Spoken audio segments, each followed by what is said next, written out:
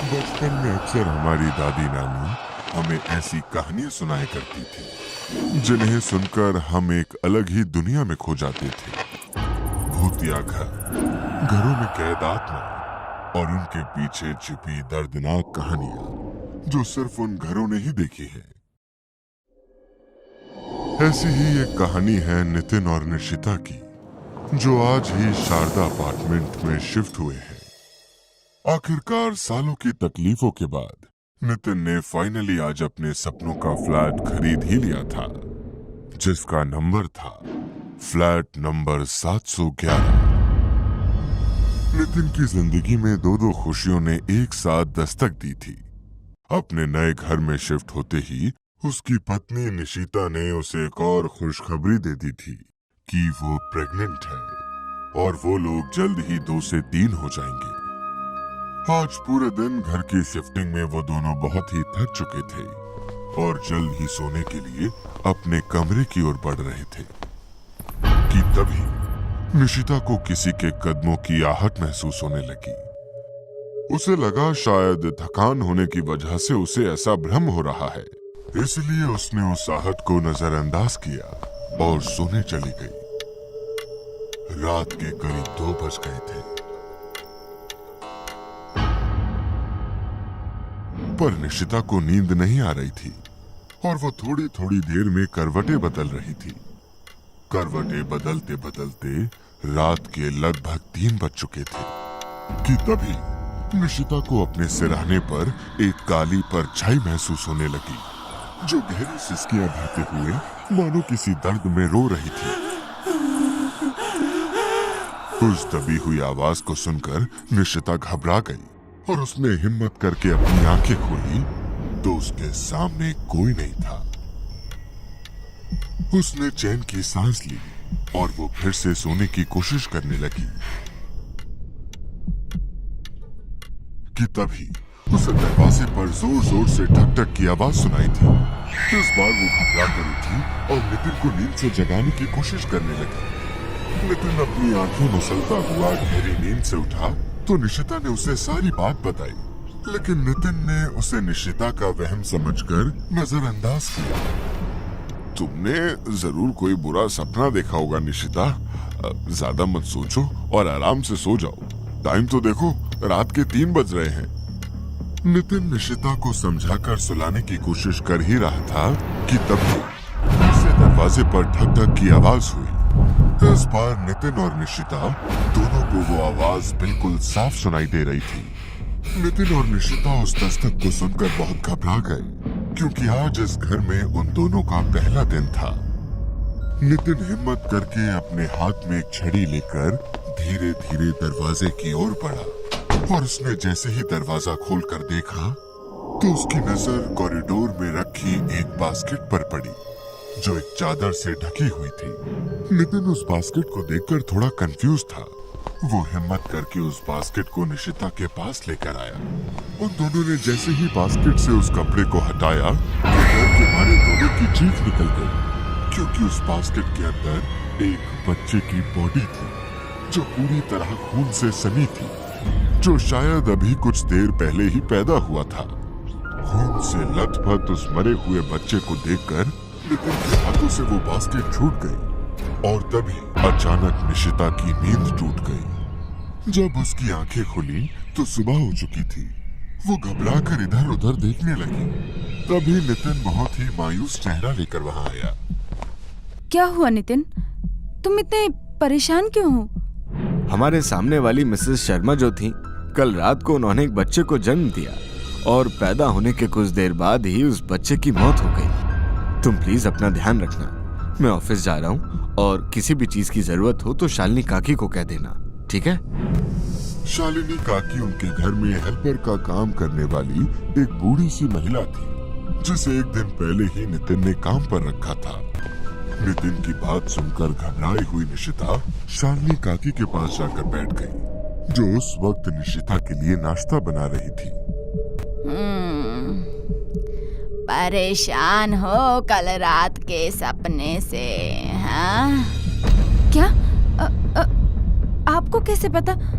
मैं सब जानती हूँ।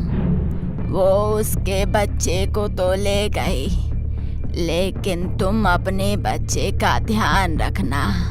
कौन ले गई उसके बच्चे को? क्या कह रही हो आप? सब समझ जाओगी, चौकन्नी रहना, वो आके दस्तक जरूर देगी। शालिनी काकी की बात सुनकर निशिता असमंजस में पड़ गई कि उन्हें उसके सपने के बारे में आखिर कैसे पता चला और वो किस औरत की बात कर रही है। शालिनी काकी अब नितिन और निशिता के साथ उनके घर में रहने लगी थी। निशिता की प्रेगनेंसी में वही थी जो एक माँ की तरह उसका ध्यान रख रही थी, लेकिन जब से निशिता इस फ्लैट में शिफ्ट हुई थी, उसे हर रात वैसे ही अजीब सपने आते थे। कभी उसे खून से सने एक छोटे बच्चे की लाश नजर आती थी, तो कभी एक बच्चा माँ माँ कहकर उसे पुकार कर अपने पास बुलाता था। उस घर में रहते हुए उसे अब 8 महीने बीत चुके थे और हर बीतते दिन के साथ उसका शरीर बहुत ही कमजोर पड़ता जा रहा था। उसकी प्रेगनेंसी का 9वां महीना चल रहा था। एक रात वो खुद को ब्लैंकेट में भींचकर आंखें बंद कर लेटी हुई थी कि तभी उसे उसी औरत की कराहने की आवाज सुनाई देने लगी।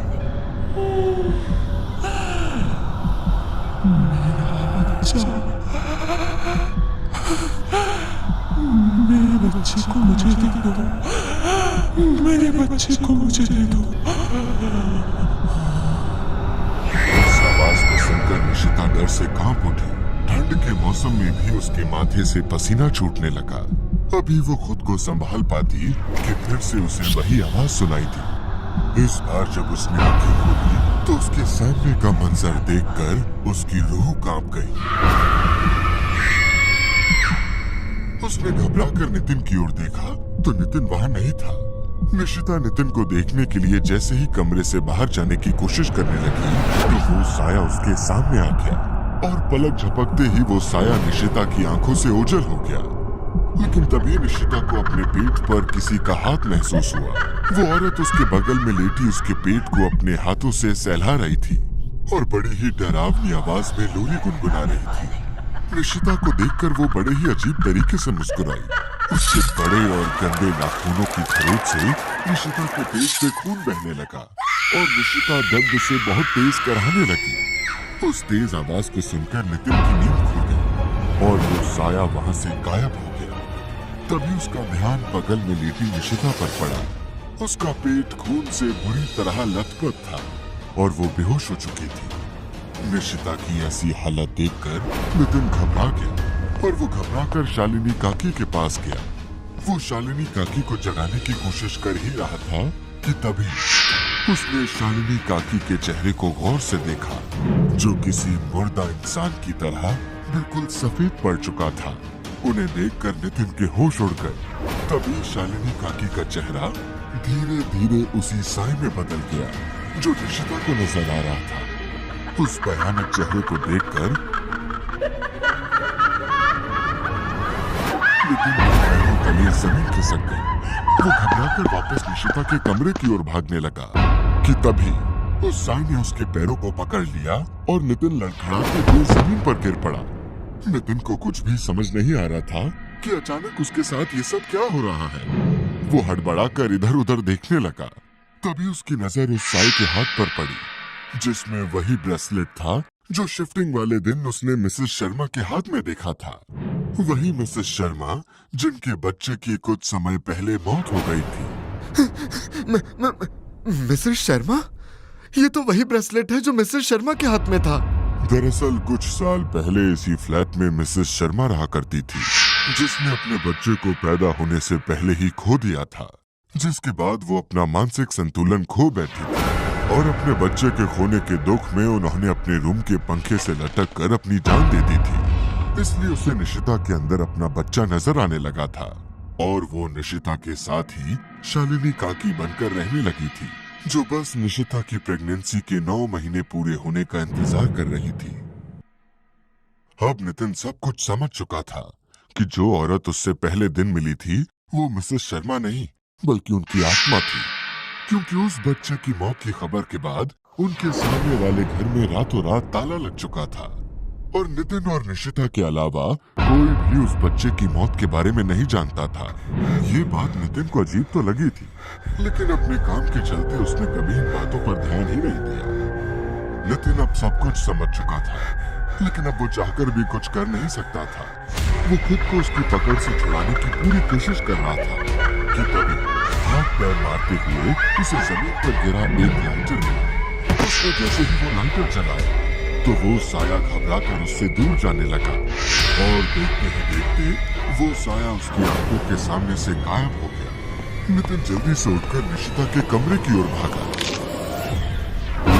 अब तक बहुत देर हो चुकी थी, क्योंकि निशिता भी अब उसी कमरे के पंखे से लटक कर अपनी जान दे चुकी थी और उसके पेट से रिस रहा खून उसके बिस्तर पर गिर रहा था। शायद निशिता बच पाती अगर नितिन ने उसकी बातों को समझा होता, अगर मिसेस शर्मा और उस बच्चे की मौत की कहानी पर उसने ध्यान दिया होता।